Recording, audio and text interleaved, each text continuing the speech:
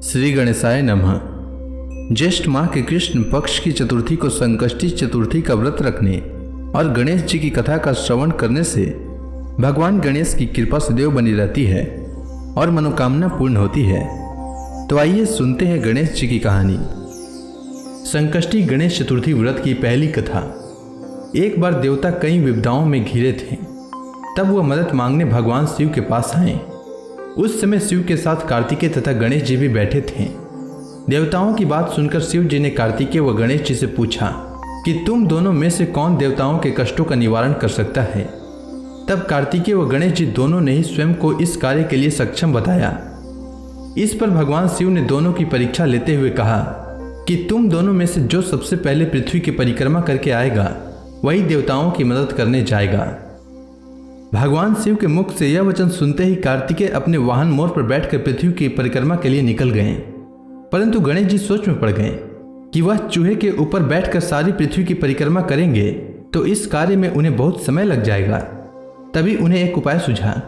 गणेश जी अपने स्थान से उठे और अपने माता पिता की 7 बार परिक्रमा करके वापस बैठ गए। परिक्रमा करके लौटने पर कार्तिकेय स्वयं को विजेता बताने लगे। तब शिव जी ने श्री गणेश से पृथ्वी की परिक्रमा न करने का कारण पूछा। तब गणेश जी ने कहा, माता पिता के चरणों में ही समस्त लोक है। यह सुनकर भगवान शिव ने गणेश जी को देवताओं के संकट दूर करने की आज्ञा दी। इस प्रकार भगवान शिव ने गणेश जी को आशीर्वाद दिया कि चतुर्थी के दिन जो तुम्हारा पूजन करेगा और रात्रि में चंद्रमा को अर्घ्य देगा, उसके तीनों ताप यानी देहिक ताप, दैविक ताप तथा भौतिक ताप दूर होंगे। इस व्रत को करने से व्रतधारी के सभी तरह के दुख दूर होंगे और उसे जीवन के भौतिक सुखों की प्राप्ति होगी। चारों तरफ से मनुष्य की सुख समृद्धि बढ़ेगी, पुत्र पौत्र आदि धन ऐश्वर्य की कमी नहीं रहेगी। अब आइए सुनते हैं संकष्टी गणेश चतुर्थी व्रत की दूसरी कथा। एक समय की बात है, राजा हरिश्चंद्र के राज्य में एक कुम्हार था। वह मिट्टी के बर्तन बनाता, लेकिन वे कच्चे रह जाते थे। एक पुजारी की सलाह पर उसने इस समस्या को दूर करने के लिए एक छोटे बालक को मिट्टी के बर्तनों के साथ आवा में डाल दिया। उस दिन संकष्टी चतुर्थी का दिन था। उस बच्चे की मां अपने बेटे के लिए परेशान थी। उसने गणेश जी से बेटे की कुशलता की प्रार्थना की। दूसरे दिन जब कुम्हार ने सुबह उठकर देखा तो आवा में उसके बर्तन तो पक गए थे, लेकिन बच्चे का बाल भी बांका नहीं हुआ था। वह डर गया और राजा के दरबार में जाकर सारी घटना बताई। इसके बाद राजा ने उस बच्चे और उसकी मां को बुलाया तो मां ने सभी तरह के विघ्न को दूर करने वाली संकष्टी चतुर्थी का वर्णन किया। इस घटना के बाद से महिलाएं संतान और परिवार के सौभाग्य के लिए संकष्टी गणेश चतुर्थी का व्रत करने लगी। अब आइए सुनते हैं संकष्टी गणेश चतुर्थी की तीसरी कथा। एक समय की बात है, भगवान विष्णु का विवाह लक्ष्मी जी के साथ निश्चित हो गया। विवाह की तैयारी होने लगी। सभी देवताओं को निमंत्रण भेजे गए, परंतु गणेश जी को निमंत्रण नहीं दिया। कारण जो भी रहा हो, अब भगवान विष्णु की बारात जाने का समय आ गया। सभी देवता अपने पत्नियों के साथ विवाह समारोह में आए। उन सब ने देखा कि गणेश जी कहीं दिखाई नहीं दे रहे हैं। तब वे आपस में चर्चा करने लगे कि क्या गणेश जी को न्योता नहीं है या स्वयं गणेश जी ही नहीं आए। सभी को इस बात पर आश्चर्य होने लगा। तभी सबने विचार किया कि भगवान विष्णु से ही इसका कारण पूछा जाए। विष्णु भगवान से पूछने पर उन्होंने कहा कि हमने गणेश जी के पिता भोलेनाथ महादेव को न्योता भेजा है। यदि गणेश जी अपने पिता के साथ आना चाहते हों तो आ सकते हैं। अलग से न्योता देने की कोई आवश्यकता भी नहीं थी। दूसरी बात यह है कि उनको 100 मन मूंग, 100 मन चावल, 100 मन घी और 100 मन लड्डू का भोजन दिन भर में चाहिए। यदि गणेश जी नहीं आएंगे तो कोई बात नहीं, दूसरे के घर जाकर इतना सारा खाना पीना अच्छा भी नहीं लगता।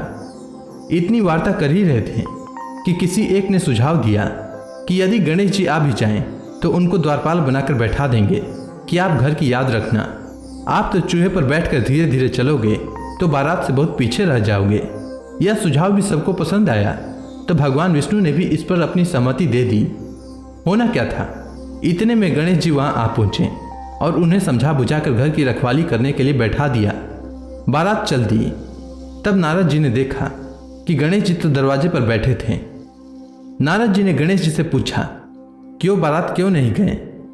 तब गणेश जी ने कहा कि भगवान विष्णु ने उन्हें अपना निवास स्थान सौंप कर गए हैं, अब मैं यहाँ का राजा हूँ। तब नारद जी हंसते हुए कहने लगे कि यह भी तो हो सकता है कि उन्होंने आपको द्वारपाल के रूप में यहाँ बैठाया हो। तब गणेश जी कहने लगे कि हाँ, विष्णु भगवान ने मेरा बहुत अपमान किया है। नारद जी ने कहा कि आप उदास न हों, आप अपनी मूषक सेना को आगे भेज दें तो वह रास्ता खोद देगी, जिससे उनके वाहन धरती में धंस जाएंगे। तब आपको सम्मानपूर्वक बुलाना पड़ेगा। अब तो गणेश जी अपनी मूषक सेना को जल्दी से आगे भेज दिए और सेना ने जमीन पोली कर दी। जब बारात वहां से निकली तो रथों की पहिए धरती में धंस गए। लाख कोशिश करें परंतु पहिए नहीं निकले। सभी ने अपने अपने उपाय किए परंतु पहिए तो नहीं निकले, बल्कि जगह जगह से टूट गए। किसी को समझ में नहीं आ रहा था कि अब क्या किया जाए। तब नारद जी ने कहा, आप लोगों ने गणेश जी का अपमान करके अच्छा नहीं किया। यदि उन्हें मनाकर लाएं तो आपका कार्य सिद्ध हो सकता है और यह संकट टल सकता है। शंकर भगवान ने अपने दूत नंदी को भेजा और वे गणेश जी को लेकर आए। गणेश जी का आदर सम्मान के साथ पूजन किया। तब कहीं रथ के पहिए निकले। अब रथ के पहिए तो निकल गए परंतु वे टूटे फूटे हुए थे, तो उन्हें सुधारे कौन। पास के खेत में खाती काम कर रहा था, उसे बुलाया गया। खाती अपना कार्य करने से पहले श्री गणेशाय नमः कहकर गणेश जी की वंदना मन ही मन करने लगा। देखते ही देखते खाती ने सभी पहियों को ठीक कर दिया। तब खाती कहने लगा कि हे देवताओं, आपने सर्वप्रथम गणेश जी को नहीं मनाया होगा और न ही इनकी पूजन की होगी, इसीलिए तो आपके साथ यह संकट आया है। हम तो मूर्ख अज्ञानी हैं, फिर भी पहले गणेश जी को पूजते हैं, उनका ध्यान करते हैं। आप लोग तो देवतागण हैं, फिर भी आप गणेश जी को कैसे भूल गए। अब आप लोग भगवान श्री गणेश की जय बोल कर जाएं, तो आपके सब कार्य बन जाएंगे और कोई संकट भी नहीं आएगा। ऐसा कहते हुए बारात वहां से चल दी और भगवान विष्णु का लक्ष्मी जी से विवाह संपन्न करा के सभी सकुशल घर लौट आए। हे गणेश जी महाराज, आपने विष्णु भगवान के जैसे कार्य सिद्ध किए, उसी प्रकार सभी के कार्य सिद्ध करें। अब आइए सुनते हैं संकष्टी गणेश चतुर्थी व्रत की चौथी कथा। एक बार भगवान शिव और माता पार्वती नर्मदा नदी के किनारे बैठे थे। वहां माता पार्वती ने भगवान शिव के साथ समय व्यतीत करने के लिए चौपड़ खेलने को कहा। शिव भगवान चौपड़ खेलने के लिए तो तैयार हो गए, परंतु इस खेल में हार जीत का फैसला कौन करेगा, यह प्रश्न उनके समक्ष उठा। तो भगवान शिव ने कुछ तिनके एकत्रित करके उसका एक पुतला बनाकर उसकी प्राण प्रतिष्ठा कर दी और पुतले से कहा, बेटा, हम चौपड़ खेलना चाहते हैं, परंतु हमारी हार जीत का फैसला करने वाला कोई नहीं है, इसीलिए तुम बताना कि हम दोनों में से कौन हारा और कौन जीता। उसके बाद भगवान शिव और माता पार्वती का चौपड़ खेल शुरू हो गया। यह खेल 3 बार खेला गया और संयोग से तीनों बार माता पार्वती ही जीत गईं। खेल समाप्त होने के बाद बालक से हार जीत का फैसला करने के लिए कहा गया, तो उस बालक ने महादेव को विजयी बताया। यह सुनकर माता पार्वती क्रोधित हो गईं और क्रोध में उन्होंने बालक को लंगड़ा होने और कीचड़ में पड़े रहने का श्राप दे दिया। बालक ने माता पार्वती से माफी मांगी और कहा कि यह मुझसे अज्ञानतावश ऐसा हुआ है, मैंने किसी द्वेष भाव से ऐसा नहीं किया है। बालक द्वारा क्षमा मांगने पर माता ने कहा, यहाँ गणेश पूजन के लिए नाग कन्याएं आएंगी, उनके कहे अनुसार तुम गणेश व्रत करो, ऐसा करने से तुम मुझे प्राप्त करोगे।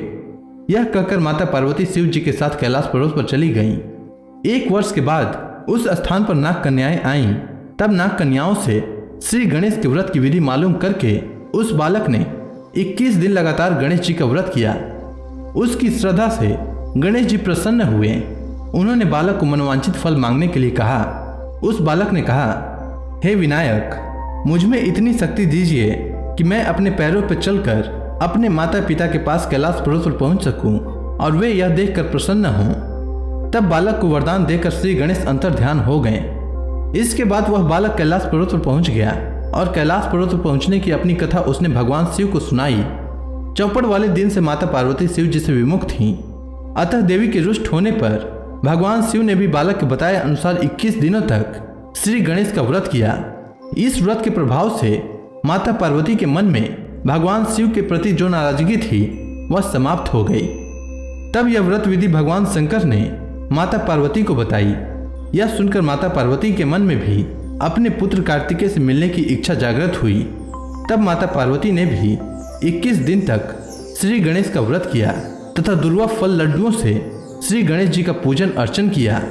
व्रत के 21वें दिन कार्तिकेय स्वयं माता पार्वती जी से आ मिले। उस दिन से श्री गणेश चतुर्थी का यह व्रत समस्त मनोकामनाओं की पूर्ति करने वाला व्रत माना जाता है। इस व्रत को करने से मनुष्य के सारे कष्ट दूर होकर मनुष्य को समस्त सुख सुविधाएं प्राप्त होती है। तो प्रेम से बोलिए भगवान श्री गणेश की जय।